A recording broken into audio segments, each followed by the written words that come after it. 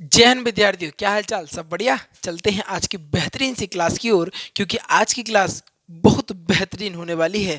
आप लोग ऐसा सोच रहे होंगे कि सर आज आखिर ऐसा क्यों कह रहा है। देखो भैया जी, आपको बता दूं, कल मैंने आपको नागरिकता के बारे में बताया था। नागरिकता प्राप्त किस प्रकार की जा सकती है भारत की, इस प्रकार के बारे में आज हम वर्णन करेंगे, बात करेंगे। कल भी हमने आपको बताया था जन्म के आधार पर और इसके अलावा वंश के आधार पर, दोनों के बारे में आपको मैंने बताने का कार्य किया था। मैंने आपको बताया था कि भारत की नागरिकता कहीं ना कहीं 5 प्रकार से आप लोग प्राप्त कर सकते हैं। पहला आपको बता दिया था मैंने, जन्म के आधार पर। दूसरा आपको बताया वंश के आधार पर। तीसरा पंजीकरण। चौथा देशीकरण। और पांचवा होगा अर्जित भूमि के आधार पर। कल दो मैंने बता दिए थे आपको, जन्म के आधार पर और वंश के आधार पर। आज हम बात करेंगे पंजीकरण के आधार पर, देशीकरण के आधार पर, अर्जित भूमि के आधार पर। सभी के बारे में विशिष्ट विशेष रूप से संपूर्ण बात करने का आज मैं काम करूंगा। उससे पहले वही अपनी 4 पंक्तियां आपको कहने का कार्य करूंगा कि कर्म तुम्हारा कल होगा, और कर्म अगर सच्चाई है तो कर्म कहाँ निष्फल होगा। हर एक संकट का हल होगा, आज नहीं तो कल होगा। क्योंकि भैया लोहा जितना तपता है उतनी ही ताकत भरता है। सोने को जितनी आग लगे वो उतना पिखर निखरता है। हीरे को जितनी धार लगे वो उतना खूब चमकता है। मिट्टी का बर्तन पकता है तब धुन पर खूब खनकता है। सूरज जैसा बनना है तो सूरज जितना जलना होगा। क्या सूरज जैसा बनना है तो सूरज जितना जलना होगा। और नदियों सा आदर पाना है तो पर्वत छोड़ निकलना होगा। और हम आदम के बेटे हैं, क्यों सोचें राह सरल होगा। कुछ वक्त लगेगा पर संघर्ष जरूर सफल होगा। हर एक संकट का हल होगा, आज नहीं तो कल होगा। चलते हैं बेहतरीन से अपने टॉपिक के पास, क्योंकि आज का टॉपिक बहुत महत्वपूर्ण रूप से इन महत्वपूर्ण होने का कार्य करता है। क्योंकि देखो, ये एग्जाम में तो आता ही है, ये आपके एग्जाम की दृष्टि से तथा आपके जीवन की दृष्टि से दोनों से बहुत महत्वपूर्ण है। इसलिए देखो, पहला आपको पता होना चाहिए कि हमारे भारत में अगर आपको नागरिकता प्राप्त करनी है, आप किसी और देश से बिलोंग करते हैं, तो किस प्रकार हम भारत की नागरिकता को ग्रहण कर सकते हैं, सबसे पहले ये। और आज मैं आपको बेहतरीन तरीके से आज मैं समझाने का कार्य करूंगा। ठीक है, चलते हैं आज के टॉपिक की ओर। पहले एक बार रिवीजन कर लेते हैं कल का। बताओ, जन्म के आधार पर जो नागरिकता है, बताओ वो किस प्रकार प्राप्त की जा सकती है। कहना सर, जन्म के आधार पर हम नागरिकता इस प्रकार प्राप्त कर सकते हैं, हमारे माता पिता में से कोई एक भारत का नागरिक होता है, माता पिता भारत के नागरिक हैं, तो स्वयं ही हम भारत के नागरिक हो जाएंगे। ये हमारा जन्म से क्या है, जन्म के आधार पर नागरिकता प्राप्त होती है। एग्जाम्पल के तौर पे हम और तुम अगर वंश के आधार पर बात करें तो विदेश में जन्म लेने वाले बच्चों की नागरिकता दे दी जा सकती है, परंतु उनके माता या पिता में से कोई एक भारत का नागरिक होना चाहिए, तो उसको भी भारत की नागरिकता दी जा सकती है। आज हम बात करेंगे पंजीकरण के आधार पर। आखिर अगर किसी को जन्म के आधार पर भी नहीं मिल पाई और इसके अलावा वंश के आधार पर ना मिल पाई और उसको नहीं भारत की नागरिकता चाहिए ही चाहिए है, तो उसके लिए बेहतरीन सा इलाज है पंजीकरण, सबसे बढ़िया। देखो देखो, पंजीकरण किस प्रकार यूज कर सकते हैं हम, समझो। इस विधि के द्वारा नागरिकता प्राप्त करने के लिए व्यक्ति को 7 साल तक भारत में रहना होता है। और इस विधि द्वारा राष्ट्रमंडल देशों देशों को नागरिकता दे दी जाती है। राष्ट्रमंडल देशों द्वारा नागरिकता दे दी जाती है, यानी 7 वर्ष तक आपको भारत के प्रति रहना पड़ेगा, लगातार रहना पड़ेगा। ऐसा नहीं है कि 4 दिन रह के भग गए फिर आ गए अगले 7 दिन के 2-3 दिन पहले, 7 साल के 2-3 दिन पहले। ऐसा नहीं, 7 साल तक लगातार आपको भारत में रहना पड़ेगा। और ऐसा कोई काम आपको नहीं करना है जो कि देश विरोधी काम हो जाए, आप पर आतंकवाद का या किसी और तरीके का मुद्दा वगैरह उठ जाए। तो आपको 7 वर्ष तक भारत में रहना पड़ेगा और इसके द्वारा आपको पंजीकरण के आधार पर भारत की नागरिकता दे दी जाएगी। बहुत सिंपल है, बहुत आसान है पंजीकरण के आधार पर नागरिकता प्राप्त करना। और आपको नागरिकता मिल जाएगी तो आपका भारत का Aadhaar card, pan card, driving licence सब कुछ यहीं का बन जाएगा। लेकिन नागरिकता पहले महत्वपूर्ण हो जाती है। तो इस विधि में नागरिकता प्राप्त करने के लिए आपको भारत में लगातार 7 वर्ष तक रहना पड़ेगा। फिर उसके बाद राष्ट्रमंडलों द्वारा, राष्ट्रीय देशों द्वारा आपको भारत की नागरिकता दे दी जाएगी। इसके बाद हम बात करें तो देशीकरण के आधार पर वैसा व्यक्ति जो भारत की किसी भी एक भाषा को जानता हो, भारत के प्रति क्या हो सकारात्मक सोच रखता हो, क्या भारत के प्रति सकारात्मक सोच रखता हो, वैज्ञानिक या कला में निपुण के साथ साथ लगभग उसने 10 वर्ष तक भारत में रहा हो, क्या हो लगभग 10 वर्ष के तक वह भारत में रहा हो, तो उसको भी नागरिकता दे दी जा सकती है।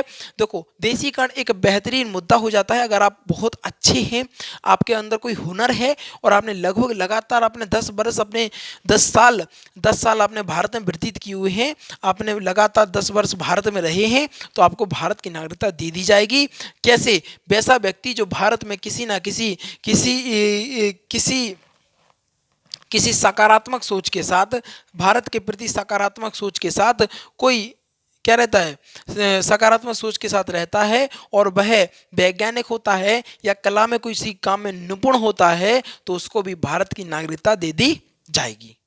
ठीक है, 10 साल तक उसको लगातार रहना पड़ेगा, तो उसके बाद भारत की नागरिकता दे दी जाएगी 101%। ठीक है ना।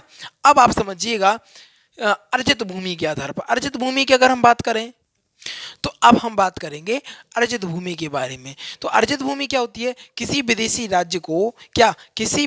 राज्य को मिला देने पर वहां के जो लोग होंगे उन्हें नागरिकता दे दी जाएगी। समझो कैसे कैसे आखिर कैसे हो जाएगा ये, समझो थोड़ा सा, एक बार लॉजिक लगाओ, खुद आप लोग खुद सोचो, पहले खुद विचार करो, इसके बाद फिर तो हम बता ही रहे हैं। ठीक है, देखो अगर भूमि अर्जित के नाम में यदि कोई विदेशी राज्य होता है और भारत में मिल जाता है, तो वहाँ के जो लोग होंगे यार, जब उस वहाँ का वो देश अपने भारत में मिलेगा, तो भैया जब भारत में देश मिलेगा तो उन व्यक्ति को नागरिकता तो हमें देनी ही पड़ेगी, क्योंकि हमारे भारत में एकीकृत नागरिकता है। एग्जाम्पल के तौर पर अगर हम सिक्किम की बात करें तो सिक्किम को भारत में विलय कर दिया गया था, तो क्या सिक्किम की नागरिकता अलग और भारत की नागरिकता दो नागरिकता चलती है क्या? जबकि भारत में यह रूल है कि भारत में एकीकृत नागरिकता यानी एक ही नागरिकता होती है। तो उसके आधार पर आपको बता दें, जब सिक्किम का भारत में विलय होगा तो सिक्किम के जो लोगों को भी नागरिकता देनी ही पड़ेगी, यानी भारत में उनको भी अपने आप नागरिकता दे दी जाएगी भूमि के आधार पर। समझिए, अर्जित भूमि के आधार पर। जैसे एग्जाम्पल के तौर पर ये देखो, सिक्किम का भारत में विलय होने के बाद वहाँ के निवासियों को भारत की नागरिकता दे दी गई, क्योंकि भैया हमारे भारत में, अपना भारत, मेरा भारत में सिर्फ एक ही कृत नागरिकता चलती है। अगर हम सिक्किम को विलय कर लेंगे तो भैया वहाँ के राज्यों में जो लोग रहते हैं वहाँ की सिक्किम की नागरिकता ले होंगे। अब तुम कहो भारत की नागरिकता, तो दोनों को नहीं मिल सकती है ना, क्योंकि दोनों नागरिकता हमें देश में अलाउ नहीं है। हमारा भारत कहता है एकीकृत नागरिकता होनी चाहिए, हमारा संविधान कहने का कार्य करता है। इसके अलावा बहुत सारे विद्यार्थियों के मन में यह डाउट होगा कि एनआरआई क्या होता है। वो कहते हैं अरे वो एनआरआई है। आखिर एनआरआई होता क्या है? देखो, एनआरआई का सीधा सीधा मतलब होता है वह व्यक्ति जो विदेश में जाकर पढ़ाई कर रहा हो या नौकरी कर रहा हो, ठीक है, तो उसको हम एनआरआई बोलते हैं। सीधी सी बात है और कुछ ना है। ठीक है, यानी वहां पर होता है वो झाड़ू लगा रहा हो, पोछा लगा रहा हो, बर्तन धो रहा हो, कुछ कर रहा हो, विदेश में है अगर वो, ठीक है, तो उसको एनआरआई ही बोलेंगे। हम क्या बोलेंगे? एनआरआई। लगता कितना बेहतरीन है एनआरआई, ओहो क्या लगता कितना अच्छा, एनआरआई है भैया वो। एनआरआई जैसे कोई पोस्ट नहीं है। बहुत सारे लोग तो ये समझते हैं कि एनआरआई एक पोस्ट है। पोस्ट नहीं है, कोई जॉब नहीं है, कोई कंपनी नहीं है। एक मात्र एनआरआई एक शब्द उसको कहा जाता है जो विदेश में पढ़ाई कर रहा हो या नौकरी करता हो, तो उसको एनआरआई हम कहने का कार्य करते हैं। तो एनआरआई के बारे में विशेष रूप से जानेंगे। वह नागरिकता जो वर्तमान में भारत में नहीं रहता हो, वर्तमान में भारत में नहीं रहता हो, लेकिन वह भारत का नागरिक है और विदेश में वह 6 माह से ज़्यादा हो गया हो, उसको पढ़ाई कर रहा हो, नौकरी कर रहा हो, नौकरी करने के लिए चला जाता है, तो उसको हम एनआरआई बोलते हैं। 6 महीने से ज़्यादा जैसे बीतते हैं तो वह एनआरआई कहलाने लगता है। चाहे वो पढ़ाई करे वहाँ पर, चाहे वो नौकरी करे, चाहे कप प्लेट धोए, चाहे बर्तन मांजे, कुछ भी करे विदेश में जाकर, लेकिन वह एनआरआई ही कहलाएगा। समझ गए? एक बार और फिर देखो, वह नागरिक जो वर्तमान में भारत में नहीं रहता है, यानी वर्तमान में भारत में नहीं रह रहा वो, लेकिन वह भारत का नागरिक है, वह विदेश में 6 माह से ज़्यादा पढ़ाई या नौकरी करने के लिए चला जाता है, तो उसको हम एनआरआई कहने का कार्य करते हैं। अब ओवर सीरीज नागरिकता की अगर बात करें या विदेशी नागरिकता की बात करें, दोनों बातें की है।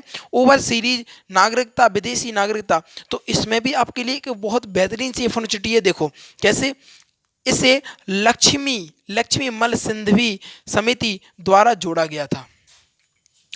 ठीक है, कब? इसे 2005 में, कब? 2005 में इसे 2005 में लक्ष्मी मल सिंधवी समिति द्वारा जोड़ा गया था। ये बड़े बड़े उद्योगपति, बड़े बड़े व्यापारी, यार आपको बता दें इन लोगों से हमें भारत देश को बहुत फायदा होता है। जैसे मुकेश अंबानी साहब हो गए, अंबानी लोग हैं, बड़े परिवार वाले लोग हैं, बड़े पैसे वाले लोग हैं, ये टैक्स भरते हैं भारत को बहुत भैया, इतना टैक्स भरते हैं कि भारत की आपको बता दें अर्थव्यवस्था चलती, आपको बताएं, है ना, क्या चलती? भारत की अर्थव्यवस्था चलने का कार्य होता है। ठीक है ना,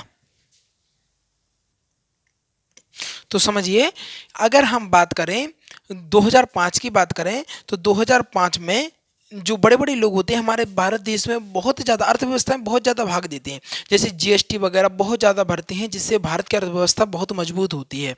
अगर कोई भी विदेश से व्यापार करता है भारत में, है ना, इसके अलावा आपको बता दें कोई इंडियन व्यक्ति है, भारत की नागरिकता लिए हुए हैं और एनआरआई है, तो उससे भारत को बहुत ज़्यादा बेनिफिट होता है, बहुत ज़्यादा फायदा होता है, भारत की अर्थव्यवस्था मजबूत होने का कार्य करते हैं। इसके अलावा जो बड़े बड़े बिजनेसमैन हैं वो इतना तो टैक्स भरते हैं हद से ज़्यादा, यार वो बहुत ज़्यादा टैक्स भरते हैं, इससे हमारी भारत की अर्थव्यवस्था मजबूत होती है। तो आपको बता दें बिजनेस वाला सेक्टर है ना, वो भारत सोचता है कि नहीं, सब देश सारे देश सोचते हैं कि भारत वाला जो क्या बोलते हैं आपको, ये बिजनेस वाला जो सेक्टर है सारा किसी मेरे देश में आ जाए, मेरे देश में। अब बता दें चाइना में सबसे ज़्यादा सेक्टर बिजनेस का है, सबसे ज़्यादा बिजनेस, हर कंपनी आपको चाइना में मिलेगी। तो चाइना इसलिए इतना विकसित हो गया भाई, और कोई कारण नहीं है, टैक्सेस इतना आता है वहाँ पर।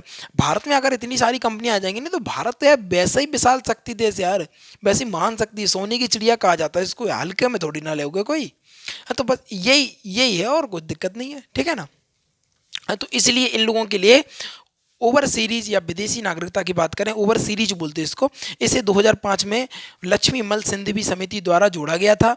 बड़े बड़े उद्योगपति को यह दिया जाता है जो विदेशी विदेशी नागरिकता तो ग्रहण कर लिया है, विदेशी नागरिकता ग्रहण कर लिए हो, विदेशी नागरिकता ग्रहण कर लिए हो, इस नागरिकता को प्राप्त करने करने वाला व्यक्ति बिना वीज़ा के भारत आ सकता है, बिना वीज़ा के भारत आ सकता है।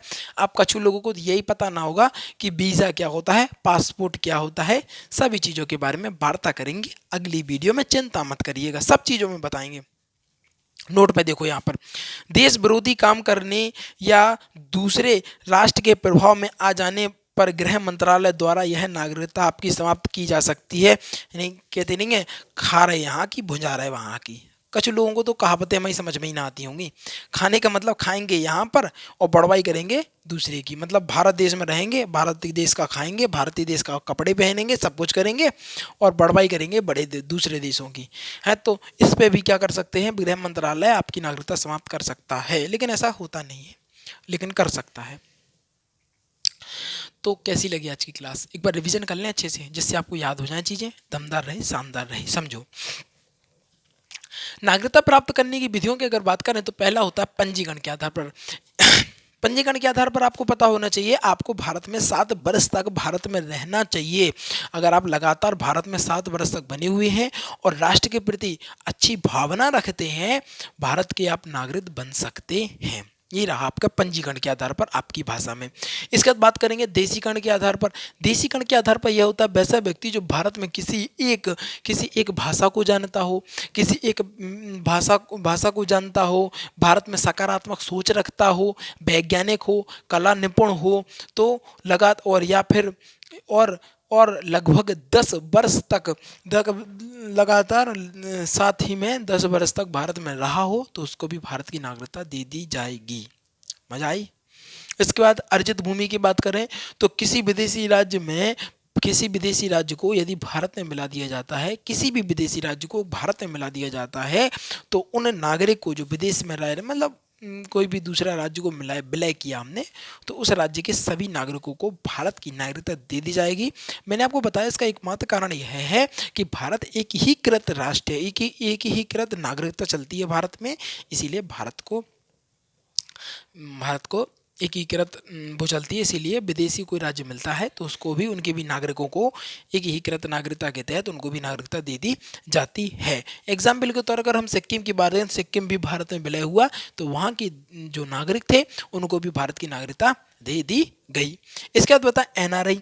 एनआरआई क्या होता है विद्यार्थियों को बताओ। एनआरआई ज़्यादा सिंपल सा होता है। एनआरआई मतलब जो जो 6 महीने से ज़्यादा विदेश में रहा हो, विदेश में काम करता हो, विदेश में पढ़ाई करता हो, विदेश में चप्पलें धोता हो, चाहे कुछ भी करता हो, XYZ कुछ भी करता हो यार। देखो एनआरआई है ना, उससे भारत को बहुत फायदा है, बहुत ज़्यादा फायदा होता है। वो वहाँ का पैसा कमा कमा के अपने घर वालों को भारत में भेजेगा, है ना। तो विदेश का पैसा यार भारत में आएगा ना, तो विदेशी मुद्रा बढ़ेगी, है ना, भारत को फायदा होगा, है ना। तो ये तो अच्छी बात है, कोई दिक्कत नहीं। इन लोगों को सम्मान की भावना से देखना चाहिए, चाहे वो छोटा काम कर रहा हो चाहे बड़ा काम कर रहा हो, लेकिन भारत की उन्नति में एक बहुत बड़ा पार्ट, बहुत बड़ा रोल निभाने का यह कार्य करता है एनआरआईओं की अगर बात करें। ठीक है, आपको बता दें एनआरआई पता कौन है। राहुल गांधी भी एनआरआई रह चुके हैं। राहुल गांधी भी विदेश में पढ़े हुए हैं भैया जी। राहुल गांधी बहुत पढ़े लिखे व्यक्ति हैं, बहुत विद्वान व्यक्ति कह सकते हैं आप उनको। राजनीति यार पता है यार, वो भी बहुत पढ़े हैं, और ऑक्सफोर्ड यूनिवर्सिटी से तो पढ़े हैं भाई साहब। देख लेना, एक बार देख लेना क्लियर। वैसे हाँ ऑक्सफोर्ड ही से हैं, विदेश की, है ना, बेहतरीन कॉलेज से पढ़े हुए हैं वो, है ना। इसके बाद बात करेंगे तो इसी को एनआरआई कहते हैं। ओवर सीरीज को क्या बोलते हैं। ओवर सीरीज नागरिकता या विदेशी नागरिकता की अगर बात करें तो इसका मतलब यह होता है कि अगर वह विदेश की नागरिकता लिए हुए हैं, बड़ा उद्योगपति है, तो अगर उसको यह नागरिकता मिल जाती है तो उसको क्या, उसको वह क्या करता है, बिना वीज़ा के भारत में आ सकता है। ठीक है, वीज़ा को अगर मैं आपको एक बार बता देता हूँ, वीज़ा मतलब भारत की अनुमति। वीज़ा मतलब जिस देश का वीज़ा होगा, यानी वहाँ की सरकार आपको अनुमति देती है कि आप हमारे यहाँ आ सकते हैं। पासपोर्ट मतलब ये होता है कि वहाँ से भारत, जैसे मान लो भारत का पासपोर्ट रहा आपके पास, तो पासपोर्ट का मतलब है कि आपको वो अनुमति दे रहा है भारत से बाहर जाने की। लेकिन वीज़ा का मतलब ये होता है, जैसे आपको अमेरिका जाना है तो अमेरिका का वीज़ा लगेगा आपको, यानी आप विदेशी, जो विदेश वाला राज्य है अमेरिका है ना, उसने भी आपको परमिशन किया है कि नहीं आप हमारे देश में आ सकते हैं। ऐसा नहीं है भाई कि जब मन हुआ वो सिर उठाए, मोहल्ला थोड़ी ना है, पड़ोसी का घर थोड़ी ना है, जब चाहे घुस जाओ, है ना। तो ओवर सीरीज हो गए। नोट की अगर बात करें, अगर नोट में महत्वपूर्ण तरीके से लिखा है, देश देश में अगर कोई विरोधी काम करता है, किसी दूसरे राष्ट्र के प्रति, किसी दूसरे राष्ट्र के प्रति प्रभावहीन रहता है, कोई आतंकवादी कार्य करता है, तो उसको गृह मंत्रालय द्वारा उसकी नागरिकता समाप्त की जा सकती है। मज़ा आया कि नहीं, दमदार थी कि नहीं क्लास भाई। बहुत मज़ा आया मुझे तो। आपको कैसा लगा बताइएगा कमेंट में बेहतरीन तरीके से। क्या रहे आपके सवाल, सारी चीज़ों को आप मुझे कमेंट में लिखकर बता सकते हैं। और मैं आप लोगों से बताना चाहता हूं कि आप ना, आपको बता दें कि फिजिक्स का एक नया बैच लॉन्च होने वाला है। एक सर हैं, उनका डिटेल वगैरह सब हम अनाउंसमेंट के टाइम पर ही आपको बताएंगे। बहुत बेहतरीन फिजिक्स पढ़ाते हैं, उनसे आप लोग पढ़ के देखिए एक बार, आनंद आ जाएगा आपको जीवन में। ठीक है, तो जल्द ही लॉन्च होगा।